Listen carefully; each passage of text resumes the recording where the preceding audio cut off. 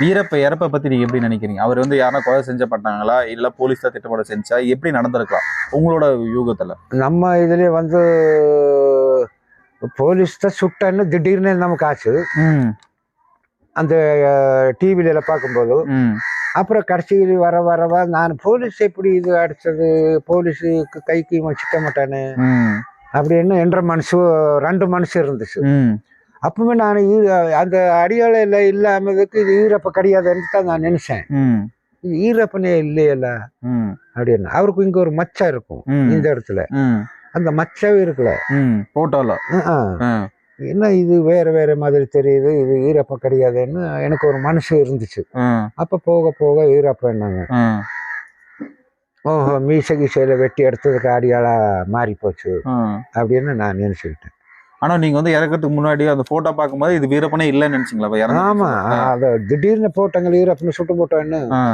அப்புறம் நான் பார்க்கும்போது அது ஈரப்பனே இல்லைன்னு நான் நினைச்சுக்கிட்டேன். ஓ, அவரு மீசோட நல்லா பெருசா இருக்கிறதுனால உங்களுக்கு அந்த மாதிரி தெரிஞ்சிச்சு. அடியாளையில பார்த்தேன், அந்த அடியாளையில இருக்குல்ல, உங்களுக்கு டவுட்டா தான் இருந்துச்சு? டவுட்டா தான் இருந்துச்சு.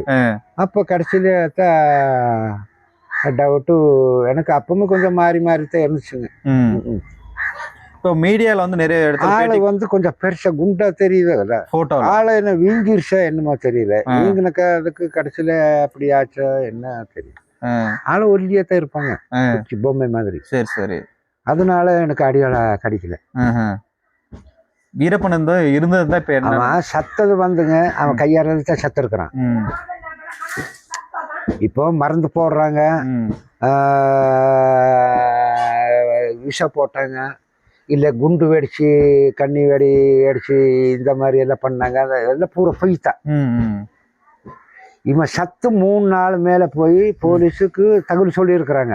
ஆடு மாடு மேய்க்கிறாங்க தகவல் சொல்லியிருக்கிறாங்க. 3 பேரும் குடிச்சிட்டு தான் சத்து இருக்கிறாங்க. அவையிலும் ஏதோ ஒரு சாப்பிட்டு தான் சத்து இருக்கிறாங்க 3 பேரும். இதான் உண்மை. யாரோ கொடுத்துதான் யார் கொடுத்து அவரு சாகல. அவங்களுக்கு அது மாதிரி இதே இல்லை, இவங்களே தான் இனிமேல் வாழ. ஆமா, இன்னும் அவன் 3 பேர் தான், ஒன்றும் பண்ண முடியாது. இன்னெல்லாம் கை விட்டு போயிருச்சால, 3 பேரும் நம்ம சாதிக்க முடியாது அப்படின்னு திட்டம் போட்டு தான் அவங்க 3 பேருமே 4 பேரு. அதில் வந்து ஒரு நம்ம தமிழ் ஈக்கப்படை அதோ ஒரு ஆள் வந்து சேர்ந்திருக்கிறான். நம்ம அந்த ஆளு 4 பேரு தான் அதுல திட்டம் போட்டு. அவனுக்கும் பயங்கர கேஸ் தான், அவனு மாட்டினா தூக்கு தண்டனை தான் அந்த ஆளுவே. அந்த இதெல்லாம் பார்த்து டிவியில என்ன பண்றாங்க, ஒரே அடி அவரு எல்லாம் ஷைனெட்டு வச்சிருக்கிற ஆளுக அந்த குரூப்ல வந்து ஏதோ ஒரு பண்ணி அந்த அங்கேதான் முடிச்சிருக்கிறாங்க. 3 நாள் கழிச்சுதான் அது தகவல் சொல்லியிருக்கிறாங்க. அப்பதான் போலீஸ் வந்து கண்ணாப்ளேஷனுக்கு அப்படி இப்படின்ட்டு கொண்டு போய் வண்டியில் சுட்டோம் அது சுட்டோங்கிறாங்க. அதெல்லாம் பொய். உண்மையா பொய் தான். அதை பொய். நம்ம சிவசுப்பிரமணியன் சொல்றது அதுவும் பொய் தான்.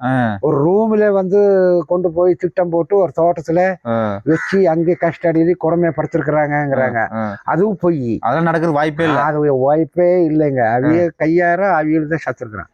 வீரப்பனே வீரப்பனா முதல்ல சொல்லிட்டான், நீ ஏதாச்சும் கை விட்டு போனா எனக்கு இன்னும் ஆளு கிடையாது.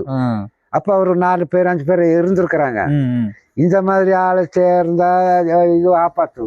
கடைசியில் வர வர 3 பேர் ஆயிட்டாங்க. இவனும் போயிட்டா 3 பேர் தான். நாங்க என்ன சாதிக்க முடியும், இன்னும் இருக்கிறதே வேண்டாம் அப்படின்னு தான் அவியல் தான் திட்டம் போட்டிருக்கிறாங்க. அதுதான் எனக்கு மனசுல இருக்குது இன்னைக்கும்.